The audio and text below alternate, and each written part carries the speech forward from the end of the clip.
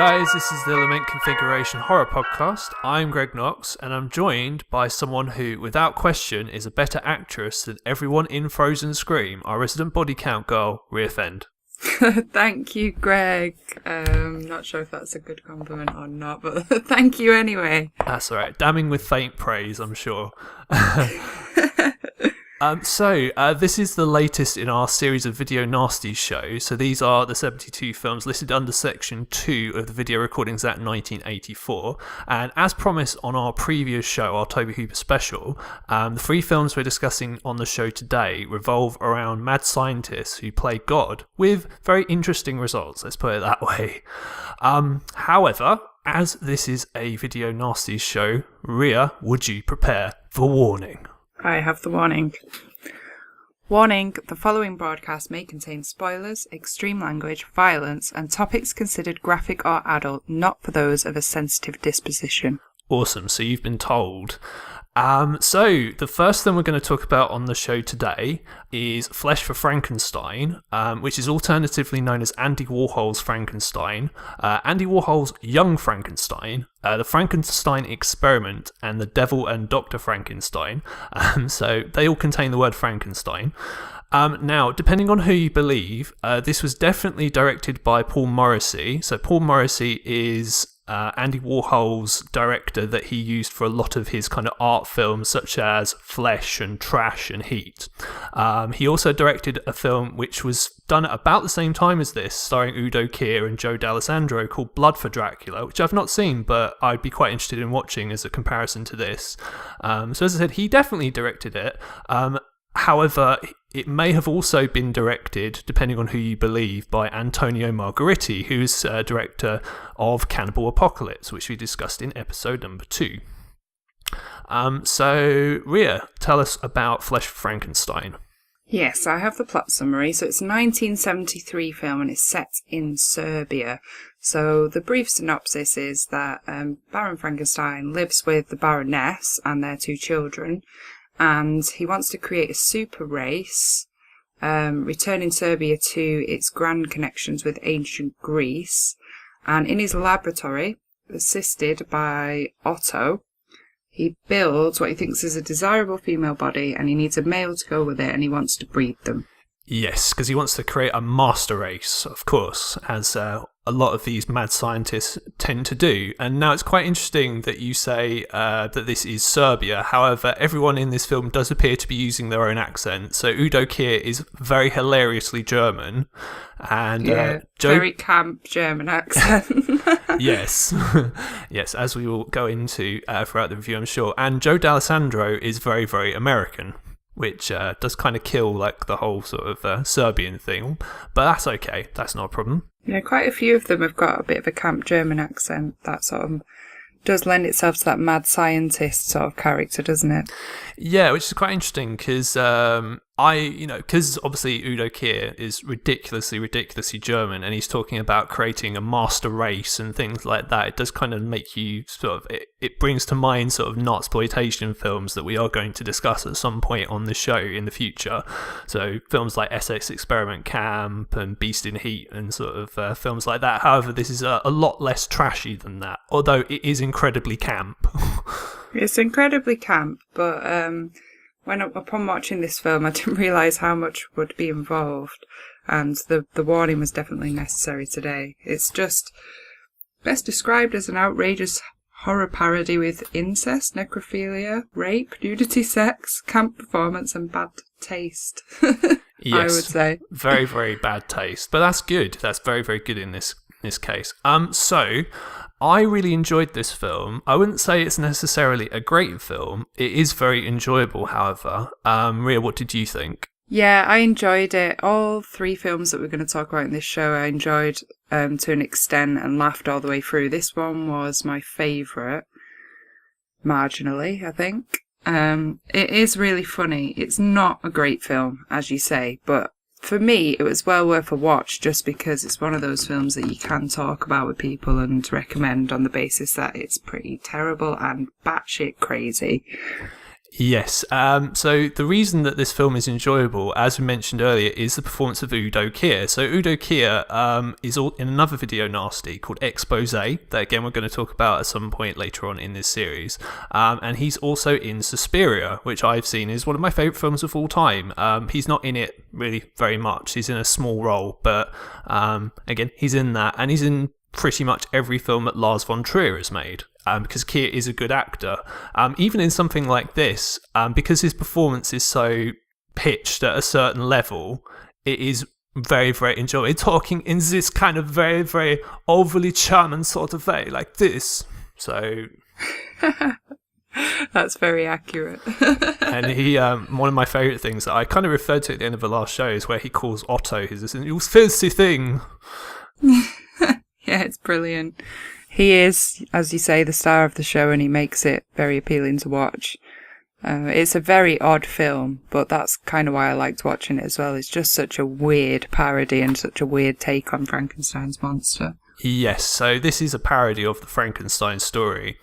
So in this case, as we said, Baron Frankenstein in this case wants to breed a master race that he can then control by having two monsters and then get them to mate, which I thought didn't really make a lot of sense for several reasons. One of which is that the Baron in this film actually has children of his own.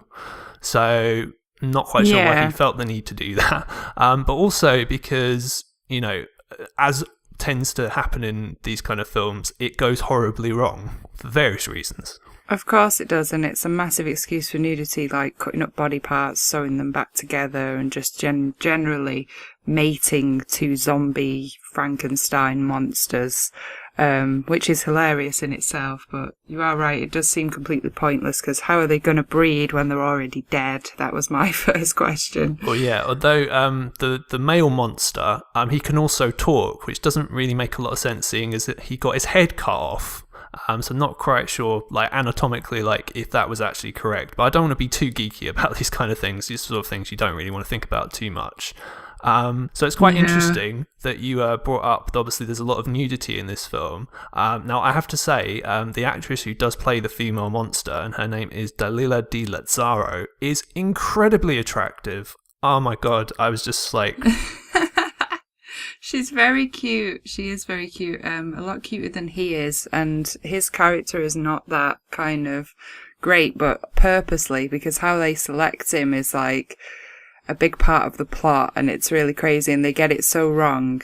And when they go to this brothel to pick out a man who is attracted to women strongly, who's basically going to jump at the chance of breeding with the zombie monster female, they try to choose somebody with a high sex drive, but he's kind of at this brothel looking miserable as sin.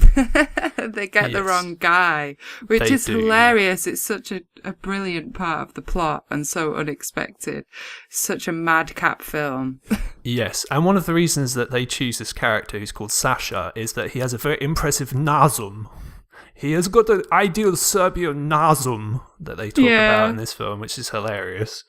So, clearly they wanted the zombie babies to have, a defined nose, and that's why they chose him. Exactly. So crazy. Weird.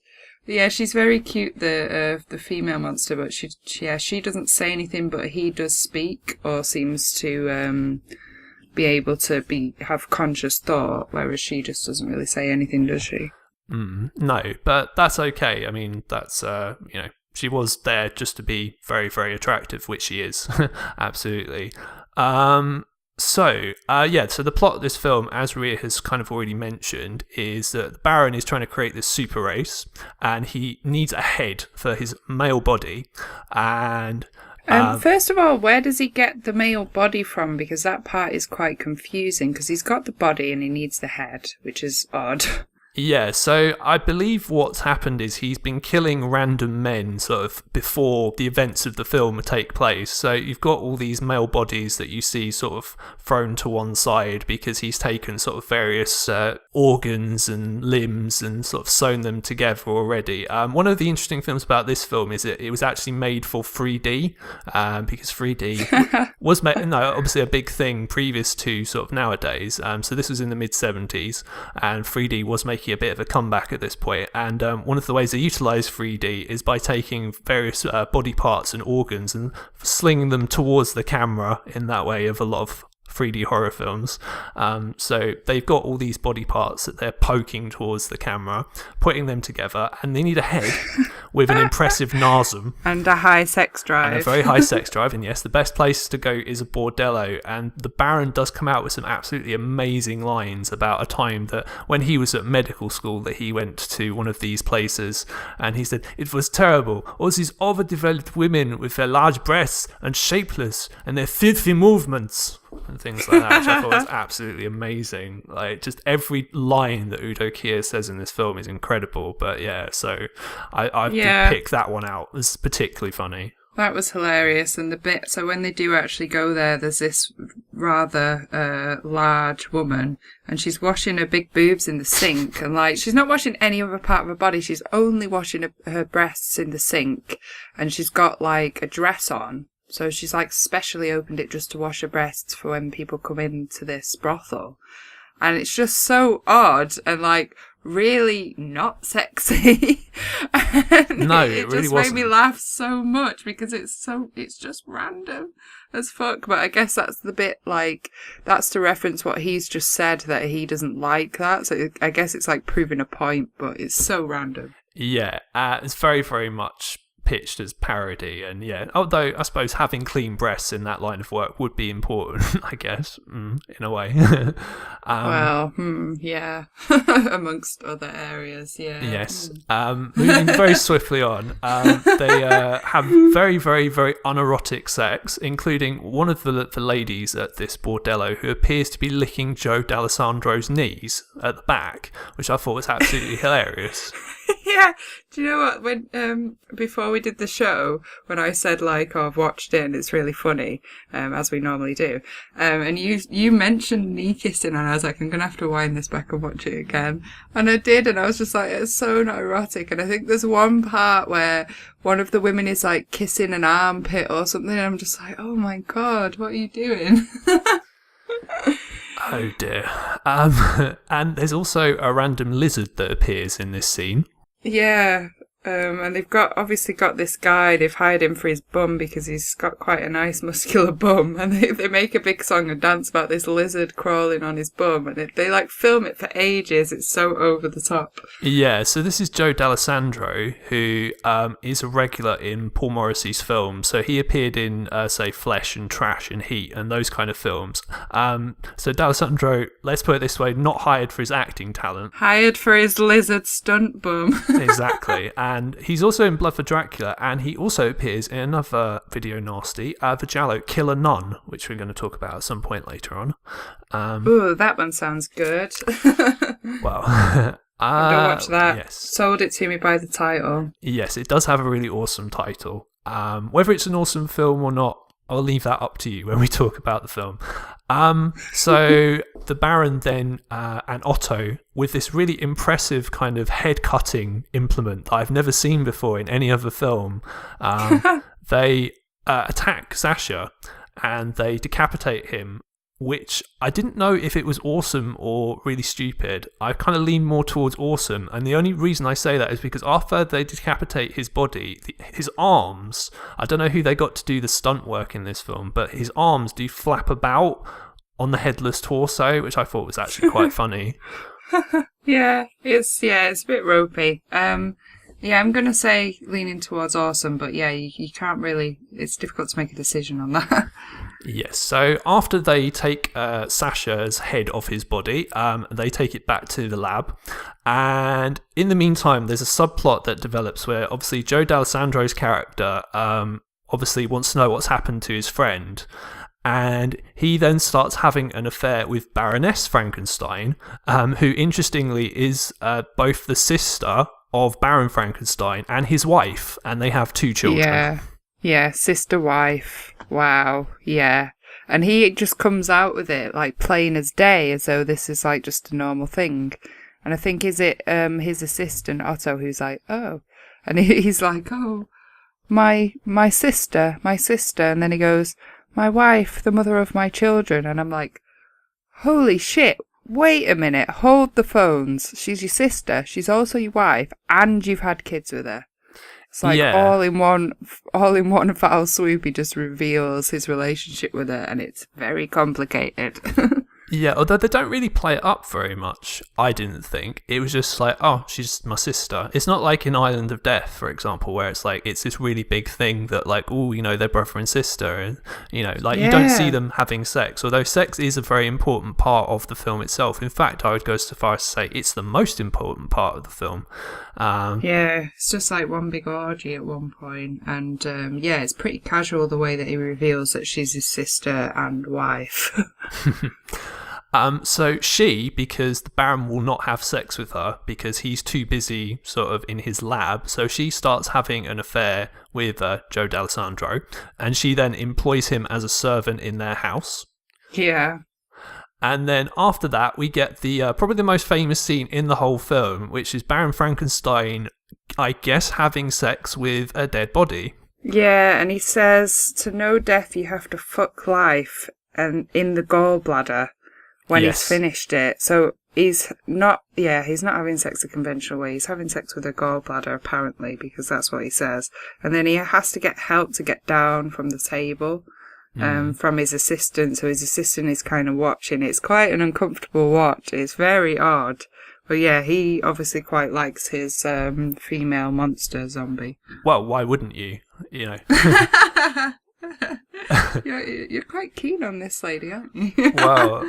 Yes, she is European. I have a thing for European ladies, especially Eastern European ladies, but we'll leave it at that, shall we say. Yes, I did think she was particularly attractive. We digress. We digress, exactly. Now, it's quite interesting that you gave that line in that way. I did appear on a show once that you've heard where I couldn't say that line because obviously it's got a swear word in it. And so, to know death, Otto, you have to fuck life in the gallbladder. So now I can say it without fear of censorship or getting fired. It's great. Yeah, you can't get fired from your own show, can you, technically? No, it'd be very interesting. We're still here. Neither of us has been fired, and Greg swears all the time. Exactly, and I have reason to swear later on in the show, let's put it that way. One of the things I like about the film is the way that the film is shot and the way it looks, because it's been deliberately designed in a way to resemble Hammer films from the 60s and the sort of early 70s. So it's got that very sort of ornate, sort of very British countryside-y sort of look for the external scenes. And the internal scenes are very well designed, and I like the scenes at the dinner table, for example. So you've got this ridiculously long dinner table where the Baron and the Baroness are at completely opposite ends, and the camera has to move really, really far, and one will be in shot and one will be out of shot. And I like the production design, particularly in the laboratory that the Baron works in. Although, and this is quite a thing that will come up in the other two films that we discuss on this show, there's a lot of beakers and test tubes with random coloured liquids in them. Oh, I love that. I love that in a film. And yeah, I really loved the lab. And I'm also a huge fan of the Hammer style like boudoir bedroom with long flowing night negligee and big hair on the women. Like, that's my favourite thing, so I love that. I also enjoyed seeing some really shit rubber bats around the house at one point, or it's in some kind of basement or near the lab. But I noticed that they had some rubber bats on like transparent strings or thread.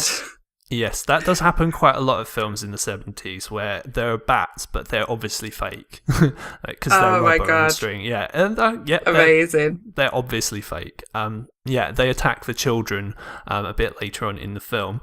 So I love that kind of thing where it, especially that kind of thing that reminds me of like the Munsters. It's just so fantastic. Or the Addams Family.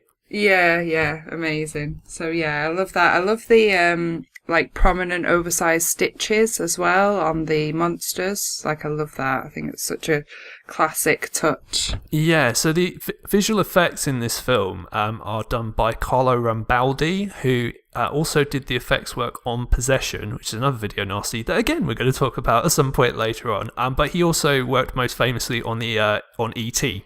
So this is one of his earlier films that he did, and yes, I did like kind of the visual effect of the of Baron Frankenstein cutting the stitches of the female monster and getting access to her insides and pulling them out and things like that. I thought that actually looked quite cool. Yeah, it was very effective. It's nothing complicated, but it was effective to look at. So after that, what we have, because this film doesn't really have a very high body count until the last kind of 15 minutes, which when it goes absolutely batshit insane with people dying left, right and centre. So Rhea, I'll let you take it away with the body count. I'm going to say that this film is rubber batshit crazy. Touche. So the body count is 7, which isn't bad, actually. I would have liked this film if there were no deaths in it, because it's really funny and really kitschy and really camp and a lot of fun to watch. But I'll start with the 7 deaths. So the first death is when they go to get Sasha for his head. So it's a decapitation of him, which we've already discussed. Yes. Secondly, there's a random servant woman in the house. Does she get her guts pulled out or something like that? Yeah, so what happens is, obviously the Baron doesn't want people accessing his laboratory, and Otto, who is the Igor-like assistant that he has, sort of catches this servant woman entering the laboratory, and he randomly kills her. And because this film was shot in 3D, when she dies, her insides are cut open. That's how everyone pretty much dies in this film, is they have their insides ripped out, which is quite hilarious. It's quite dramatic, isn't it? It's a lot of fun to watch. Very much so. What happens is he rips her guts out, and she's kind of, her body's hanging over a storm drain and the guts are sort of hanging out towards the camera to give that sort of very sort of 3D effect. And yeah, it's just, you kind of stare at them for about 20 seconds because they seem to be like there for ages, basically. And then the sister wife is killed, death by being squeezed to death because she's about to have sex with the male zombie. She claims that she's going to take him away and he will come back not untouched but intact, which I thought was a hilarious line. And she asks him to hold her close, but he gets the wrong idea and he actually squeezes her to death, which is an insane way to die, but very memorable. Yeah, maybe he has Asperger's syndrome. But you mean he takes it too literally? Yes. I'm allowed to say that, it's fine. But yeah, it's because he won't have sex with a female zombie, which I don't understand personally, but hey. So Baroness Frankenstein, who is a rampant sort of nympho, sort of sex maniac, she's like, yeah, I'll sort him out. And then, yes, she gets squeezed to death. Yeah, death by sex. Death by cuddling, even. I don't know. Well, yeah. Which one is worse? What a way to go. I think she went out how she would have liked to have gone, in my opinion. Because she's certainly keen on sexual intercourse. So that's certainly one way of putting it. Okay, so that was death number 3. And that's when Baron Frankenstein then reveals that he's the sister wife, mother of his children. That's what she was. And he's quite upset about it, but he moves on, because he's got his female monster. Yes, he's focused on her. Although you say that, but Otto is very, very jealous, and I don't really blame him, to be perfectly honest with you, that the Baron gets to have his way with like this hot sort of female zombie, and he then tries to sort of get her to like do things with him, and he accidentally rips her guts out. Yeah, but he tries to like put his tongue into her stitches first, which I thought was really odd. Yeah, again, similar to sort of the knee kissing that I mentioned earlier, we've got a lot of very, very unsexy kind of body licking and sort of kissing and stuff going on in this film. So it's such a strange scene because they've got this like paper kind of they've got paper and medical tape taped in front of them on their like private area, like both of them. And besides that, they're naked, obviously for medical purposes, and so they can be chopped up. For medical reasons, of course. Yeah, only. But yeah, they have their modesty covered up, let's just say that, but it's paper and tape. So he's like, So he like takes off the paper and tape from her lower region, shall we say. And he looks at it and he's just like, meh, and like tapes it back up again. And then he tries to put his tongue in the stitches across like the middle of her, like under a rib cage. He's trying to like get the stitches open and like lick inside, and it's just so weird. But hey, nothing normal about this film, so nothing new there. No, exactly. And then the Baron discovers Otto sort of has killed his female zombie, and then he strangles him to death. He does, yeah, so conflict's there. So that's Death 4 is the female monster. Death 5 is his assistant, Otto, when he strangles him. And then, we have Death 6, which is Baron Frankenstein himself. Which is amazing. So first of all, what you have is Joe D'Alessandro being all like Captain Jack Sparrow and sort of kicking is it the Baron or is it the monster? I think it's the monster that he sort of kicks in the face because the Baron tries to get the monster to sort of capture him. And so he has to swing across and sort of kick him. And then the Baron basically gets his hand cut off in a door. And then he chucks his hand at Joe D'Alessandro, which is absolutely hilarious. Yeah, it's very, very crazy. And then eventually the death of the male monster. Well, before that, how Frankenstein actually dies is he gets impaled on a really, really long spike, I guess, or like, I wasn't sure what it was he actually got impaled on. Yeah, some kind of spike that goes through the back of him to the front, and then is it his? It must be his gallbladder. Yeah, because they've got a thing about gallbladders in this film, so it would make sense. It's a gallbladder. So his gallbladder is like impaled on the spike, and it's like sticking out of him, and he's still alive, like for ages, and he's like kneeling up and talking, and he's got this gallbladder sticking out the front of him, which is just insane, but very entertaining to watch. Yes, and yeah, as you said, so the final death of the film is the monster who does not want to be alive anymore in that sort of typical Frankenstein's monster kind of way. Anyone who's watched Frankenstein, Bride of Frankenstein, will know kind of how these stories tend to end. So, and it doesn't disappoint, let's put it that way. Yeah. So how does he finish himself off then? So because Baron Frankenstein is kneeling on the floor, isn't he? Yeah, so the monster, what he decides to do is he decides that he doesn't want to live anymore, and he decides to take his own life by ripping his own insides out. Yeah. So everybody gets their insides ripped out, essentially. Yeah, the film is basically obsessed with people getting their insides ripped out. So it's another film where people all pretty much die in the same way. Yeah. I have to say, elements of this film reminded me of the Rocky Horror Show. I don't know about you. Well, I have seen the Rocky Horror Show. I can't say I liked it very much, but I kind of get what you mean, because it's kind of that level of... I wouldn't say it's kind of kitsch more than camp.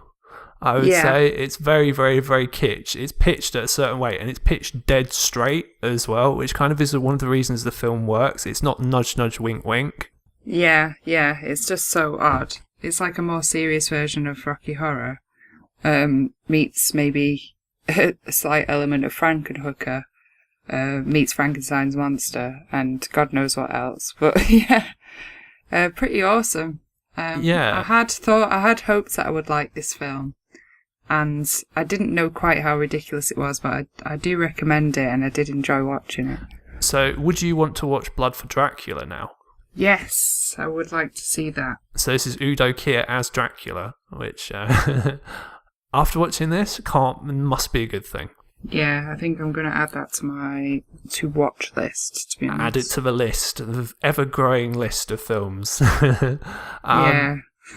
So yeah, I definitely enjoyed this, for the same reasons as Rhea. However, big question, as we, in all these reviews, cover... should this have been a video nasty? I'm going to say yes, and not necessarily for the gore, but for the sexual content, the sexual connotations of incest, and the orgies throughout. I'm going to say yes. It should have been banned.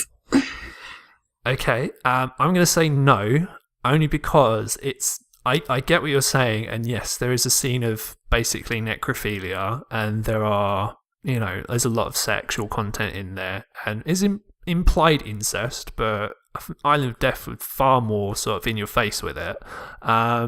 It's just far too kitsch. It's far too sort of unserious. It's not gonna offend anyone apart from very sour-faced motherfuckers, basically. So.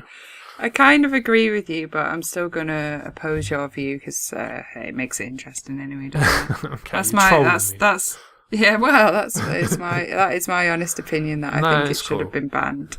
It's fine. But Okay, yeah, I'm trolling you as well. Yeah.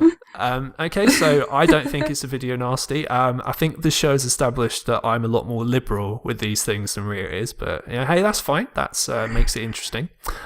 So, unfortunately, this film is not available on DVD in the UK, which is a big shame because I would actually love to own it, but I can't just because it's not available, which is a bit of a shame. But I mean, if you want to check it out for yourself, there are ways of doing so if you know where to look. Let's put it that way. So, okay. That is Flesh of Frankenstein. We follow this with another very entertaining film. It's called Night of the Bloody Apes, which is a tremendous title. This also has the hilarious other names of Gomar the Human Gorilla. Not sure where the fuck they got Gomar from. That makes literally no sense. The Horrible Human Beast and Horror and Sex, which is like very sort of very Ron Seal, I got to say. So this is a Mexican film, and it's directed by Rene Cardona, who only ever really worked in Mexico. And from the looks of his back catalogue, he did make a lot of Santo films. So Santo is the most famous Mexican wrestler in history of Lucha Libre. So Santo did end up appearing with Blue Demon in a lot of weird sort of films, like them fighting sort of gangsters and monsters and stuff like that. So he directed a load of those films, and he also directed a weird Christmas film called Santa Claus, which I kind of want to watch because Mexicans do make very, very fucked up Christmas films, so that might be one to check out.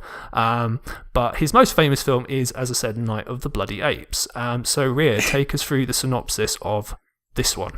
Yeah, I just watched this literally today and I'm still laughing about it. It's hilarious. So it's a 1969 film, and I'm just trying to think about how I can summarize this. Brilliant.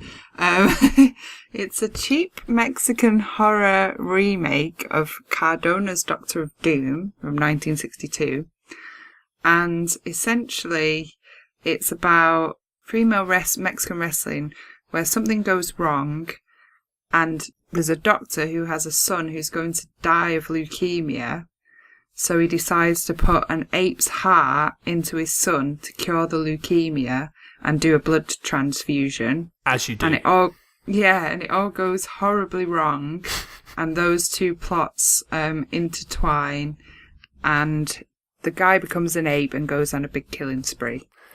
Yeah. Spoiler alert. Well, yeah. Yeah. So this film is very, very entertaining. Anything with female luchador Mexican wrestling in from the 1960s has got to be worth a watch, because I just couldn't believe how amazing it is. It really reminded me of like Adam West's 1960s Batman, like camp costumes. I found it so funny. Now, this is actually quite interesting. So, for anyone who knows me, obviously knows that I'm a huge wrestling fan. And Rhea also has not been watching wrestling as long as I have, but you obviously are familiar with wrestling. Now, what did you make of these wrestling scenes that took place? I've developed a taste for wrestling. I'm getting into it. So we talk about that sometimes, not on the show. So that's what he means. I'm not as knowledgeable as Greg because I haven't been watching it for very long, but I do like it. And I have actually seen Lucha Libre, the London show before. I forget the name actually. Have you seen it? Yeah, I'm aware of the promotion you were talking about, but I just thought the reason I brought it up is quite interesting, sort of as someone who's not been watching wrestling as long as I have, kind of your opinions of the wrestling that took place in the film itself. 'Cause I've got to be honest, in the first 20 minutes, at least half of it is just wrestling. It's just like the film starts with one of the main characters, Lucy, to basically show she is a female wrestler. She's a luchadora, is the actual term that they use. So she's kind of wants to retire, and her boyfriend is a police lieutenant, and they kind of treat it almost as if like it's real, which I find absolutely hilarious. Oh, it's just, it's so camp, it's so over the top. I really enjoyed watching it because it's hilarious. And yeah, like I say, I love the costumes. There's a lot of visible panty line going on, VPL, if you know that term. It's just ridiculous. You can't take it seriously, but I thought it was a brilliant part of the film. I enjoyed it. It's just so over the top. Yeah, it is very entertaining. Now, I can't... It's kind of... I'm not a massive fan of Lucha Libre, I have to be honest. Like, what is actual proper Lucha Libre that you get in Mexico, just because it's very, very different from, like, American wrestling. And this, to me, kind of was very, very sort of similar to that. So people getting pinned or submitted completely out of nowhere and things like that. Matches not really having a lot of psychology. This is sort of the smart mark in me kind of coming out, I've got to say. But yeah, a very entertaining aspect of the film, although it's very, very weird in the sense that you've got at the start of the film these two plot lines that completely don't meet at all. They're happening completely separate for one another. And I read somewhere, and this may be true, that as you mentioned, this is a remake of another film Cardona made, whether or not the wrestling plot line was meant to be more prominent, because about halfway through the film, Lucy just practically disappears. She isn't really in the film after that point. It's like they just had to fill up time, and so they had this wrestler subplot that just... And then once they had no use for it, and you've got the Dr. Crowman and trying to cure his son's leukemia using a gorilla heart, as you do, when you had that sort of storyline, that kind of was a lot more in the forefront after that. Yeah, it takes over, doesn't it? I just thought that they thought it would be a great idea to get female wrestlers in a film just to get the ratings, the viewing up. And they just had to kind of crowbar it in there somehow because it is so ridiculous and amazing to watch, and it's completely not relevant. Like I say, they sort of shoehorn it in there by saying that this is the best thing that I thought when I watched this film, that the wrestler gets injured. So we've got like the lead character in the red outfit, and she's got like a red mask. So she asks her boyfriend or the guy she's seen to help her get into the mask, and they make a big deal out of that. Then she goes out there, and she's such a badass wrestler that the opponent in green, she ends up going like outside of the ring. And then the guy, I think it's the boyfriend who helped to put the mask on, says, oh, everybody needs to stop. There's something happened. And they go, oh, what's wrong? And he's like, she's really not well, which I found hilarious. This girl got like knocked out or something, and his diagnosis is that she's not well. He could have said anything, but he says that, and then so many better lines that he could have used. And then it turns out that she's got a fractured skull and no relatives, which is really dramatic. So she fractured her skull when she fell out of the ring. The secret police turn up, which I also found hilarious, and they said that she needs surgery. And then suddenly she kind of needs open heart surgery for a fractured skull, which is just crazy. It makes no sense. So they just shoehorn all this in there, and then later on it's like, why is this relevant? Because the ape boy that they put the ape heart into the son who they're trying to help with the leukemia, he might need another heart at some point. And the fractured skull lady, she might pass away and she might not need her heart. And they've already opened her up anyway. So I guess they could just throw it from the sort of dying fractured skull wrestler lady into the sun and see if that helps matters. Maybe.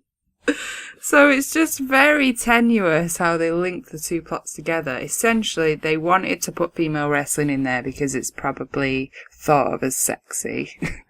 Maybe. I can't say I found it very arousing personally, but hey. It was the 60s, so... but yeah. Like I say, it does remind me of Adam West's Batman because it's just very camp and over the top and quite pow and silly. And, I can see why you would think that, yeah. And yeah, I didn't even think that because literally the woman in green that you're talking about, she gets thrown outside the ring by Lucy, and it's not like she even takes like a big dramatic bump or anything like that, and that causes a massive injury. It's quite it's quite weird that in Japan there's a wrestler who wrestled in the main event of New Japan's most recent show who may have to retire because of a headbutt that he gave the other wrestler in the ring. So that is an actual sort of serious sort of injury that, you know, may lead this guy to have to retire, whereas you see this and it's like, oh, she just got thrown outside. Oh, she's actually really seriously hurt, where it didn't actually look that bad. So I don't know, I just found that quite interesting. She's not seriously hurt, she's seriously not well. Okay. Yeah, just can't get over that dramatic line. Fantastic. So did you watch this in the English dubbed version?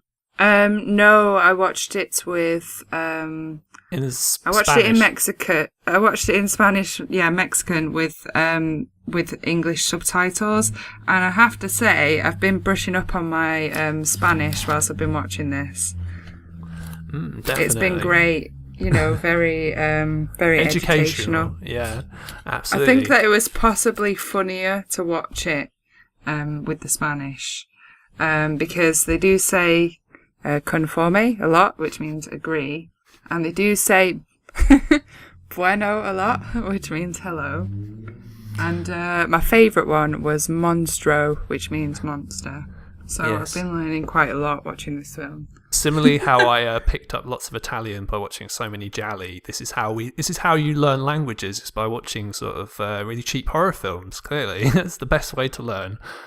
So I learned, for example, the Italian word for help is aiuto, aiuto, because it comes up so much. Awesome. So that plot line doesn't really go anywhere. So the main plot line of the film is our mad scientist Dr. Krauman trying to save his son Julio from leukemia by transplanting a gorilla heart into his body, which is quite interesting. And I found the scene where they kidnap the gorilla absolutely hilarious for two reasons. First of all, that it's obviously a man in a gorilla suit. That's so funny. When you see it, you only see him from behind, but he's not a particularly large looking bloke either. He looks quite sort of slender. It's a very weedy looking gorilla. Yeah. It's just also absolutely brilliant. But also, this was kind of more of an editing snafu, is when the scene is actually going on, they don't show you the gorilla right away. They show you an orangutan, like an actual orangutan. And I just kind of thought it was a continuity error, where they showed you this really huge orangutan, and then suddenly it's this really weedy man in a gorilla costume. I thought, well, hang on, that's really obviously fake. But you don't know. Maybe the orangutan was also there, and they just never showed you the man in the gorilla costume. I don't know. So I just found that absolutely hilarious that you've got this so good. This doctor with like a huge kind of tranquilizer gun who just kidnaps this gorilla, just as you do. It's really, really easy to kidnap a gorilla. And after that, we then get the scene which may have been the reason why this film was on the Video Nasty list in the first place, where you have the scene of the heart transplant, which is interspliced with scenes of actual heart transplant footage. Yes, that's pretty intense, but they've also got lots of close-ups of the actors' faces sweating, which I found absolutely brilliant. It's just gold. They've got the actual heart surgery, which is pretty grim to watch, and then they've got the sweaty faces and concerned looks, but they keep recycling it round and round, and then at another point in the film they need to do more open heart surgery. In fact, I think it's 3 times throughout the film, and they just use the same scenes, just recycled. It's so funny. Yeah, lots of brow furrowing and sort of sweaty men, sort of with scalpels and surgical gloves and things like that, which I thought again was very, very funny. And yes, then what happens is, as always happens in these kind of films, although I found interestingly that Julio, he's got this gorilla heart transplanted into his body, and he just wakes up straight after the operation. It's like, I'm pretty sure that wouldn't happen in real life. Like he's absolutely fine, just comes right around. Exactly. And then he he just comes right around, but unfortunately having a gorilla heart transplanted into him does have the unfortunate side effect of turning him into a mad gorilla faced killer. Yeah, which I also found hilarious. Like, first of all, it looks like he's got chocolate and hair on his face, like Nutella or something, which I thought was absolutely brilliant.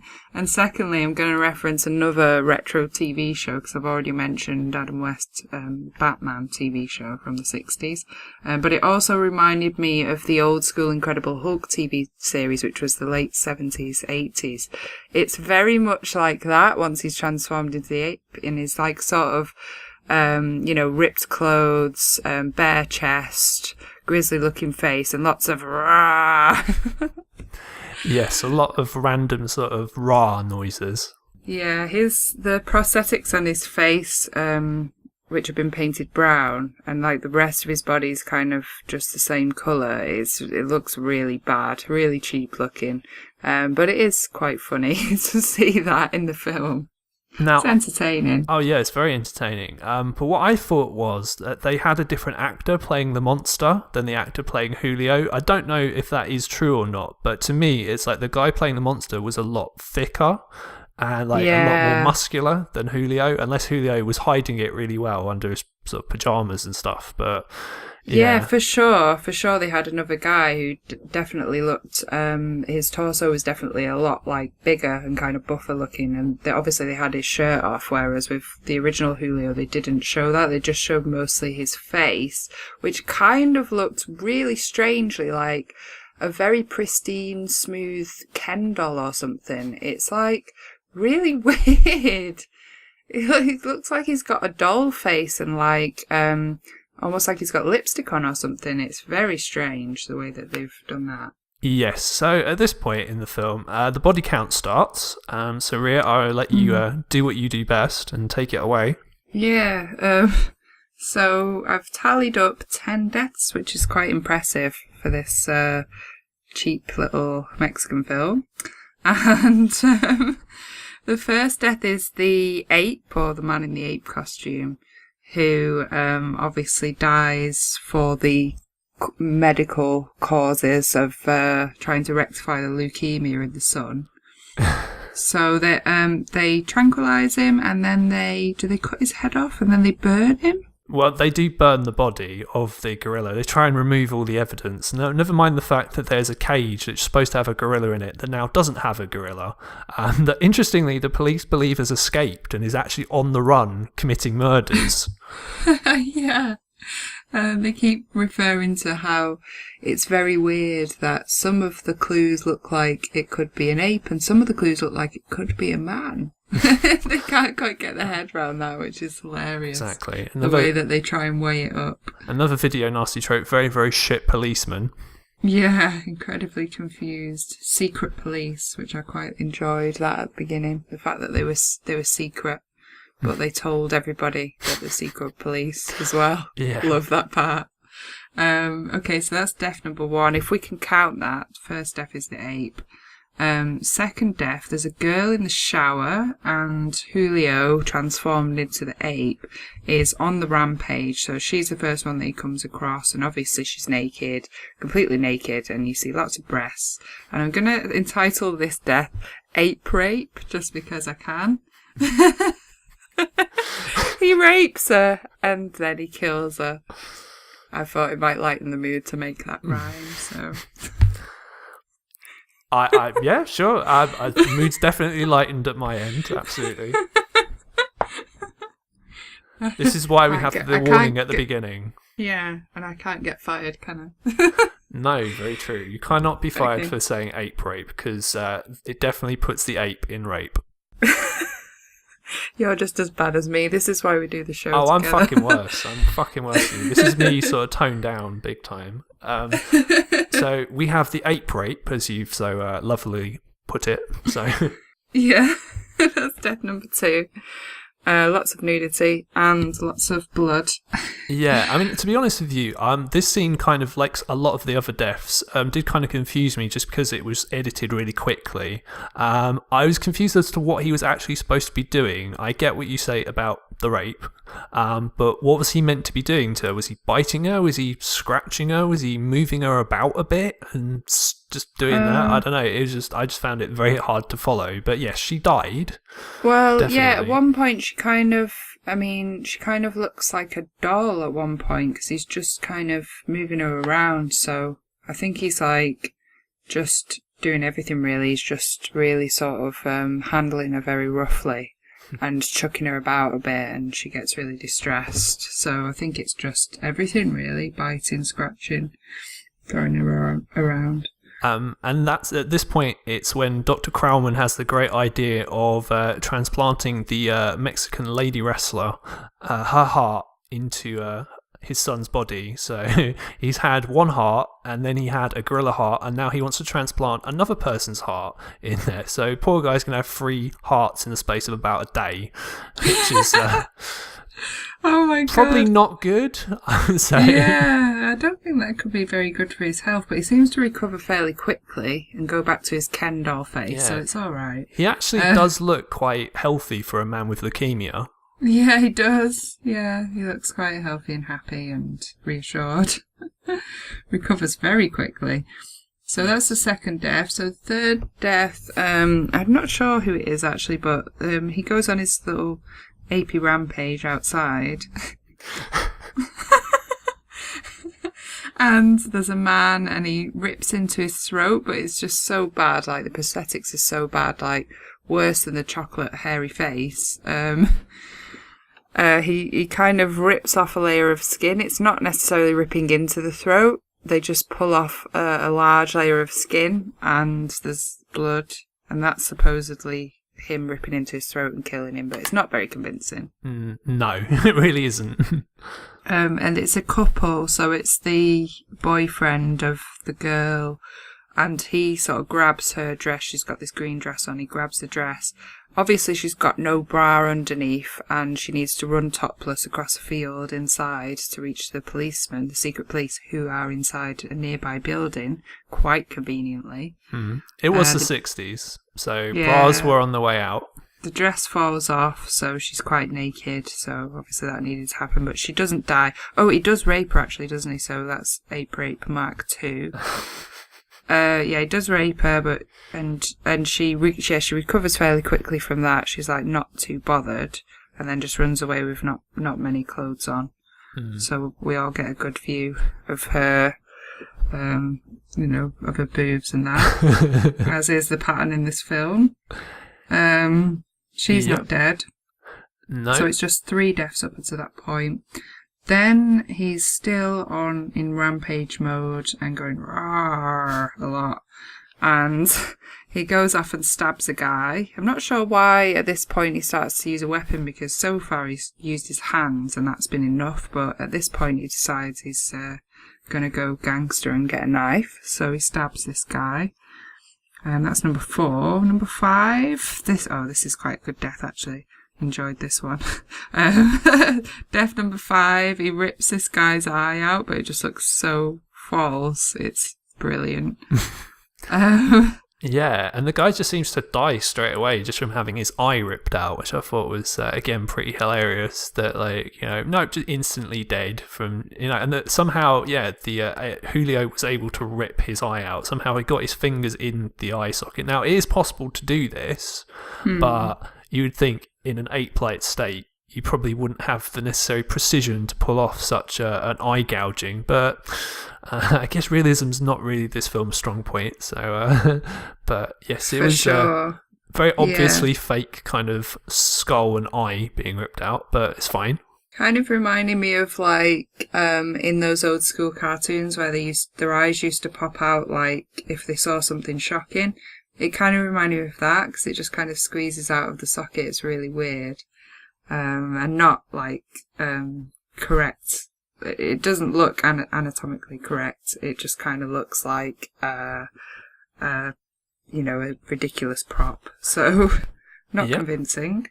Then I think I may be slightly wrong with the timing on this, but it's number 6 is the Wrestlewoman because she actually is pronounced dead around this time.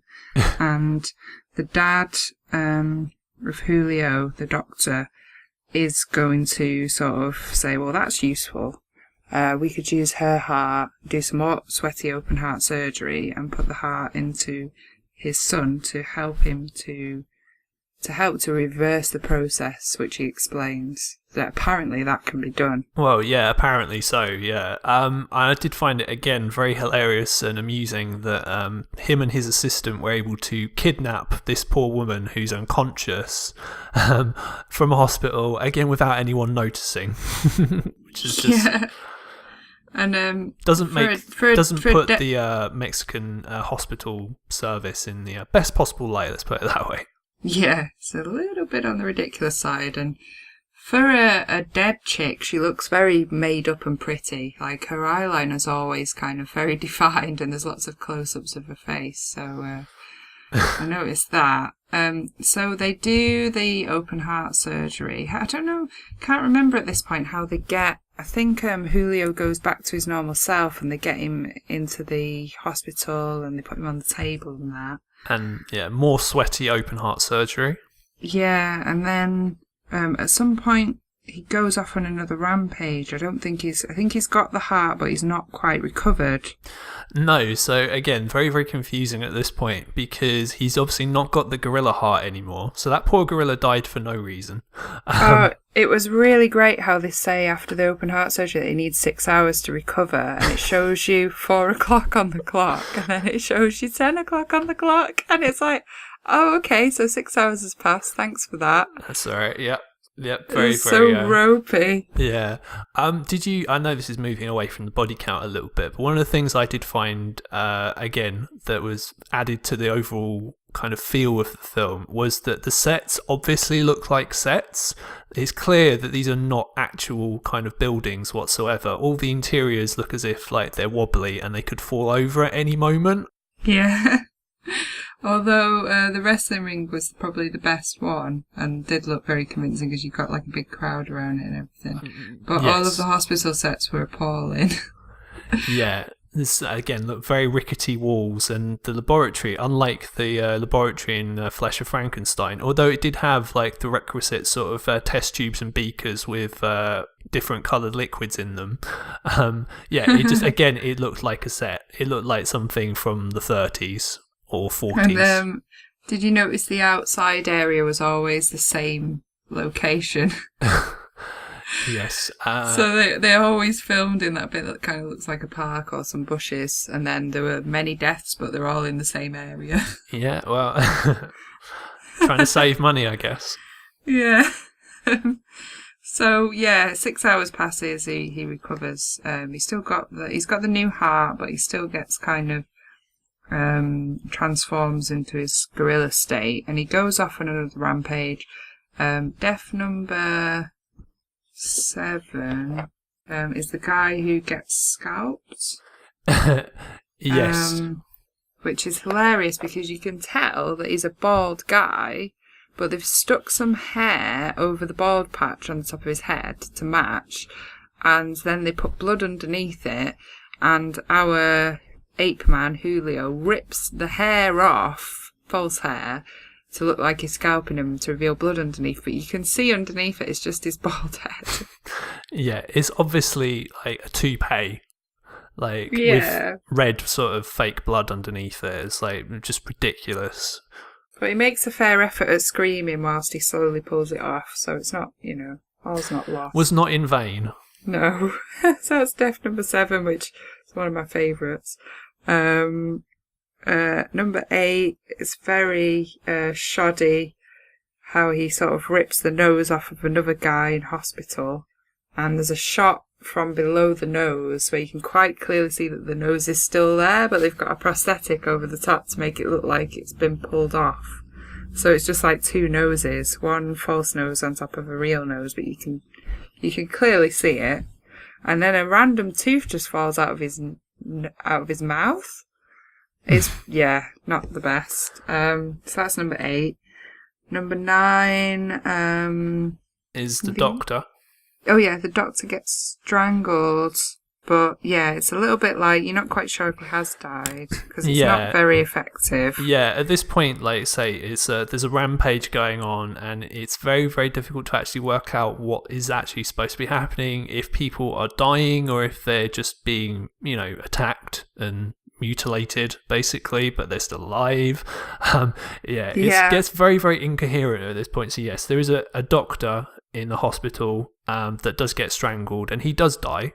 Which is he's then declared dead, and then the ape, he kidnaps this little girl, and he goes out onto the roof, which is one of those sort of locations that is excellent to end a movie on, because I've seen that so many times. Don't throw her off or don't jump kind of thing going on here, and then he takes her out onto the roof quite high up. Impending danger and all that. And the Doctor comes out because he knows that it's his son on the rampage doing the killings. And he says, I can talk him down. And he's like calling his name Julio and just saying, don't hurt her.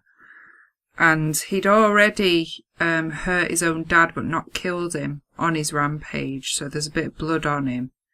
But he tries to talk him down, and he releases the young girl, but they decide to shoot Julio, so he gets shot. And then there's this kind of poignant scene where the dad is really crying over the death of his son, and he admits everything, it all comes out, and sort of blames himself for everything, which, rightly so. Yes, very, very correctly so. Yes, this is all his fault. And then it's discussed at the end how he was a madman, and now people know that, and that if it hadn't been for him trying to pervert the course of nature by trying to go against God's will and fix leukemia by putting an ape's heart into a man, that there wouldn't have been so many deaths in this film, and the Doctor and father is to blame for everything. And the son was killed, so that was his kind of the conclusion. I would say this film is more comedy than horror. It is listed as a horror film, but it is more comedy than horror. I don't think the comedic elements are intentional. It's just quite funny because it's a film, it's nearly 50 years old, you gotta remember, and yes, it was made for a very low budget, although it is a lot of fun. It's definitely not boring at all. But did you think the ending's a bit King Kong, the way he takes the child, the girl, and he carries her up the roof? It's very sort of referencing King Kong there. Yeah, I made a note of this because, yes, to me it did remind me very much of King Kong. I think that was very much deliberate reference on the part of the producers or the screenwriter or the director or whoever decided to do that. I got that, absolutely. Yeah. Yeah, I think I've mentioned everything that I liked about this film and all the references that I thought were throughout, and I didn't know what to expect, but actually did quite enjoy this just for how absolutely bonkers it is, which is the same as Flesh for Frankenstein. There's two films I watched that I enjoyed, but more for the comedic element than the actual seriousness of it. Oh yeah, definitely. I mean, as I said, I enjoyed the film. I enjoyed the random sort of wrestling elements that were inserted into the first sort of 30 minutes of the film. I appreciated them because I didn't expect to get some wrestling. It's like, oh cool, it's wrestling and horror in one. It's like, I love it. It's definitely better than WrestleManiac as well, which is not a very good film. But so yeah, it's a better film than that. Brilliant. And yeah, just as I said, I enjoyed the film. It's not a good film, really, but it is a lot of fun. And at the end of the day, if you're going to make a film on a low budget, at least make it fun to watch. Let's put it that way. Yeah, very, very low budget, I would say. but And, quite entertaining. Yeah, very entertaining. And the main lesson that we learned from the film is if you know someone who has leukemia, don't basically try to give them a gorilla's heart. Basically, just put them through chemotherapy because that's what you're supposed to do. Yeah. Otherwise, you'll make a monstro. Il monstro. Yes, exactly. Yeah. Is this a video nasty? I'm going to just say no, because it's far, far too sort of low budget and kind of, I don't know, the overall tone of the film is kind of what I go by in a lot of my decisions as to whether a film is a video nasty or not. And I can't see anyone being offended by this, really. So I'm going to say no, or no, if we do it in Spanish. It's a no from me as well. It's too funny. I can't take this seriously. It's not offensive. Exactly. No way anyone could possibly find this offensive. Now, if you have enjoyed our review and say me and Rhea both had a lot of fun watching this one, you can actually buy this in the UK. It's available now on DVD from Shameless. So yeah, if you want to check it out, that's the best way to do that one. Mm-hmm. So we come to our final film on our Mad Scientist show today, and this one is a fucking doozy of a film, let me tell you. Rhea, you may remember from when we reviewed the Ghastly Ones that I said there may be a film that's actually worse than the Ghastly Ones that we're going to talk about on this show. The film that I had in mind when I said that was this film, which is Frozen Scream, which is directed by Frank Roach. And you use the term directed loosely. It's more like a student film than anything, and I did some reading on that, but anyway, we'll get to that. Yeah, so yeah, I can tell this one's going to be maybe one of those sort of films that I go on a bit of a rant about at some point, but I'm in a good mood at the moment, so we will see kind of how it goes. So, Rhea, Frozen Scream, what the fuck goes on in this film? Wouldn't you like to know? Everything and nothing, I would say. Frozen Scream, it's a 1975 film. 1 hour and 25 minutes of your life, should you choose to watch this. Say it's pretty bad. It's not as bad as the Ghastly Ones. It's verging on being so bad that you could have quite a good evening just laughing about how terrible it is. It could be one of those films that might have even got like a bit of a cult following for how terrible it is, in the same vein as Troll 2. Well, let's not. No, I can't. Well, it's pretty. We bad. Can talk about that in a minute. Yeah, it is horrendous. Yeah. So the plot synopsis is: mad scientists turn people into frozen zombies, and zombies wreak havoc and kill people. And the zombies, you know that they're zombies because they lose their soul and personality. That's how you know. Although, from the acting in this film, it's hard to know who's the zombie and who's not. I believe everyone is obviously a zombie in this film because there's some very, very stilted line readings in this. Oh, it's very, very wooden. My acting coach would not be impressed, let's just say. Well, I might have to show him this film. Yeah, I think your acting coach would probably go into apoplectic rage probably watching this because, as I said, as I kind of intonated by my intro to the show, you, damning with faint praise admittedly, but with your limited experience, because you're at the start of your career, you would give a better performance than everyone else in this film. I would give a better performance than anyone else in this film after I'd had 2 lessons with my coach, believe me. Or maybe with no lessons from my coach. This film is just so terrible for acting. And I did a bit of reading on IMDb because I wanted to see if there was any sort of inside information about how this was made. And I believe it was like a college acting instructor's film. The director, producer and star of the film, which is the producer is the star of the film, I believe. Yes, so that's her name's... It's a community... go on. Well, I was going to say, the star of the film is Renee Harmon, who plays Lil, who is the main kind of villainess in the film. And yes, she's also the producer, which might be why she was given a prominent role in the film based on that. Well, they essentially, director and producer of the film, a community college acting instructors. So you can imagine where they got all of their cast from. They got it from the college. With probably no experience whatsoever. But I did actually find, and if you look on IMDb, you can find this, there's a review from somebody who actually worked on the film who said that it was the most kind of hellish week or two of their life, and how badly it was all thrown together, and how they weren't even properly fed, and locations weren't really confirmed, and just how low budget and terrible it was, and how nothing was organised. So it's not surprising that it turned out the way it did, and it sounds like they put very little effort into the film, which you will see if you watch. Oh dear. This film, when I've only seen it the once, and it's only ever going to be the once, I can categorically state that without any hesitation whatsoever.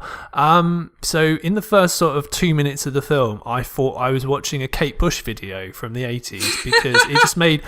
I'm just like, for the first 20 or 30 minutes of this film, I was just permanently asking myself in my notes, I've written at least 5 different times, what is going on? Because I had no clue what was going on at any point in the film. It was just, well, not any point. I had no clue what was going on. It was like, so hang on. So at the start of the film, we've got, similarly to the ghastly ones, interestingly enough, we have a man and a woman who are killed by someone for some reason or another. We've no idea why. And then we've got a guy who, his name is Tom, who gets sort of injected with something by a man wearing like a hood, who speaks in a very like, we're Judgment Day, time to pay your dues. Like, just like that level of acting. Great. There's a lot of this love and immortality chanting. And love and immortality. They're like, oh, what's going on? Is this a pagan kind of chant? And people are like, oh, I'm not sure. I don't think it's pagan. And there's like a really ropey, it's so bad that it's good, but there's like a detective voiceover throughout the whole film, and you never know when he's going to crop up. God. It's just so terrible. It's fucking terrible, because I don't know how or why they had this idea to put these random voiceovers, and the voiceovers just appear in scenes that have nothing to do with what the voiceover is about, and they just start halfway through conversations that characters are having. It's just ridiculous. So random. It's so random how it pops up, and there's too much of this kind of detective voiceover crap to really quote anything, because it just ends up becoming like the music, in that it just all blends in, and you start to not notice it. But one of the ones that I did laugh at, that I did actually listen to, is later on in the film, where he kind of says, "Love is like life. When it's over, it's over." And that's like over this scene. So reflective and like nonsensical, and just kind of not required, but hey, he's always there throughout the film, in case you need a dialogue for what's going on. There is a great line that that character, the detective, does say to Anne, who is the wife of Tom, who's the guy who gets sort of injected at the beginning of the film, because she is an old flame that, despite the fact that her husband has clearly potentially just died, he has no problem sort of saying, we'll get back together. Things will go back to how they were. I've still got feelings for her. And it's like, okay, that's not really very professional now, is it? But yeah, at one point he actually says to this character, Anne, "They told me you had leprosy." And I'm like, what? When did they say that? How does that make sense? It makes no sense. Pair with that, the terrible music, really bad music, and God, noises. the music in this film is so shit. It's so terrible, and the noises sound like UFO noises over the top. And there's lots of very wooden lines, like there's one bit where she's like, "That's ridiculous," instead of being like, "That's ridiculous," she's just like, "That's ridiculous." I did like the line by Lil Stanhope. There's "Amen, our motto. Amen, must die." Said in that exact way. Because, I don't know, did she have like a problem with her tongue? Like, why is she talking like this, in this really weird way? It was like a really weird accent. I thought she was going to be like joining in with the camp German accent at some point we've had in the other films. I was like, what the fuck? Why have all these films got this camp German accent? Somebody please tell me.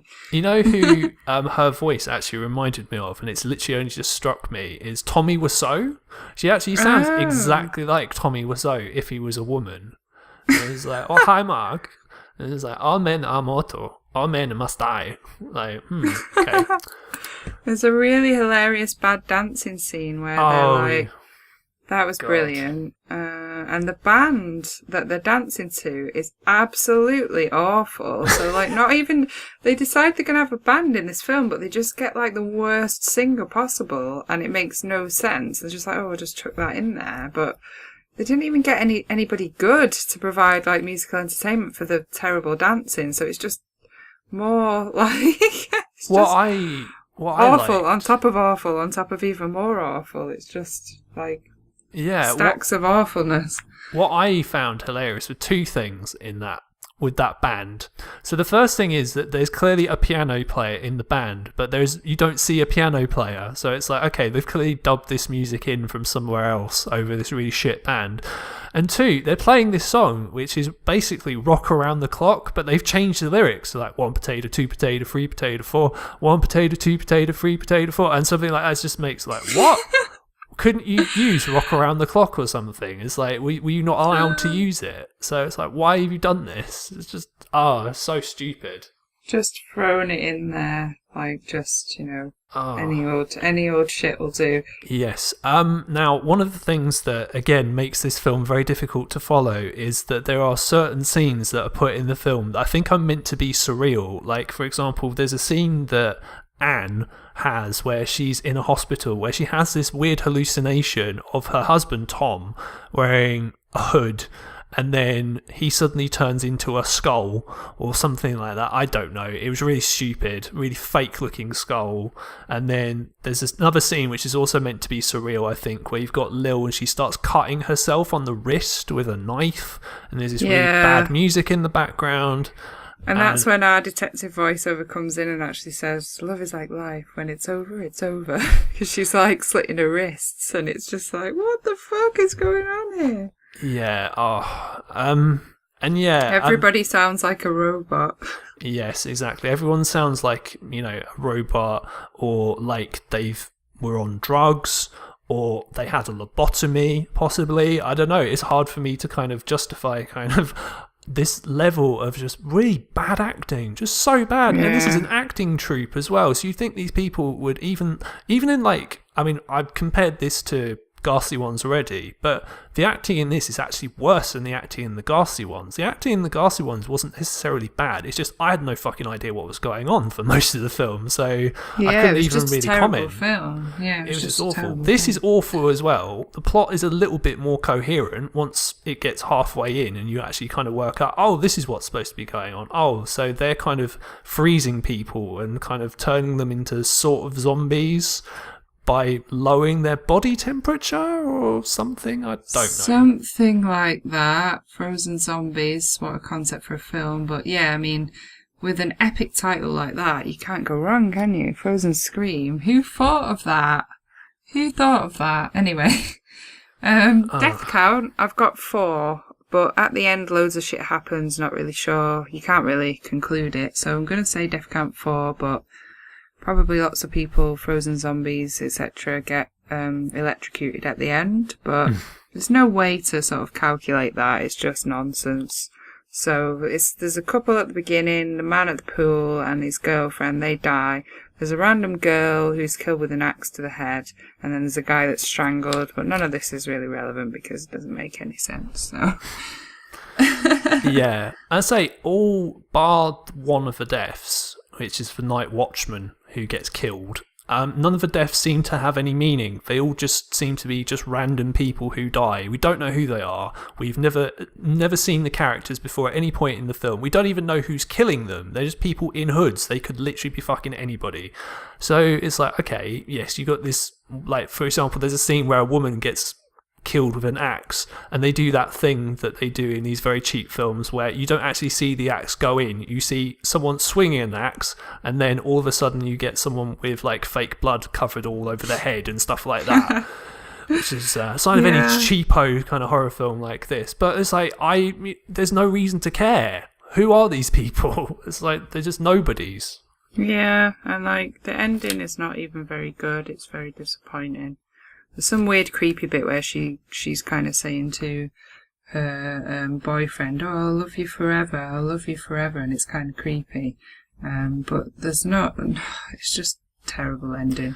Well, it's terrible. You got to bear in mind it's the 70s. So in the 70s was a decade of the downer ending, and this is no exception. Although I didn't really care about any of these characters because this film is terrible.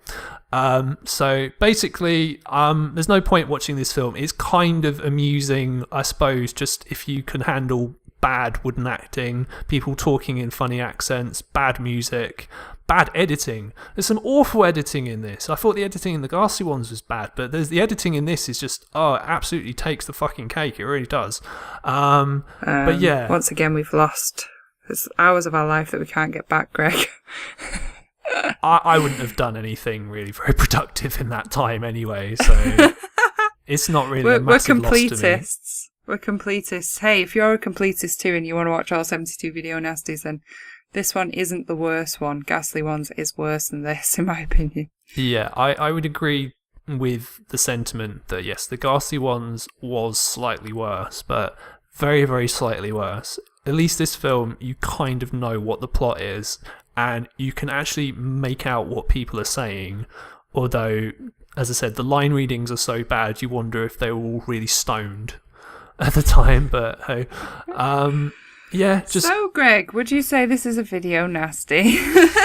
No, I would not. I have no idea whatsoever why this was a video nasty. There's nothing even really, there's no real gore, there's no real nudity. It's just fucking terrible. So, I don't know, other than just to kind of... I have no idea. It beggars belief why this was a video nasty. Yeah. I have no clue either, and I'm going to say no also. I'm in agreement with you. No clue why this was banned. Absolutely none. No, and the best line in the film, and which again I've no idea how this made it into the film, is a line by the policeman Kevin, really, really near the beginning of the film, where he says, "A pretty bad acting job, I'd say." Ah, brilliant! That just sums it up, doesn't it? That just sums up the entire film. So, that brings us to the end of the show. I cannot fucking believe that we've made it to the end of the show already. It just goes so quickly. I've really enjoyed myself on the show today. Ria, how about you? Oh yeah, it was an awesome show. This was, it doesn't feel like it was a horror show. It feels more like it was a comedy show today. And I did have a good laugh watching all three films, even though the last one was, a little sparse. Sparse in quality terms, yeah, absolutely. Yeah. And we have obviously the great line, "To know death, you have to fuck life in the gallbladder." Yeah, brilliant. Excellent way to end the show. So, on that note, my name is Greg Knox, and if you enjoyed this show, please subscribe to us on iTunes or on our YouTube page. You can find us on Facebook, and you can find us on Twitter at Lament Horror. And I have been Ria Fend, body count girl, alternative model. You can find me on the internet, and I am an aspiring budding actress. Most definitely better than the actors and actresses in that last film that we've reviewed. Check out my Facebook, Instagram and Twitter, Ria Fend, and you'll see some of my modelling work on there. Thanks for listening. Cool. And on the next show, I don't want to give away what the films are that we're going to talk about yet, but let's put it this way: you don't want to miss it. So I'll see you guys next time. Bye.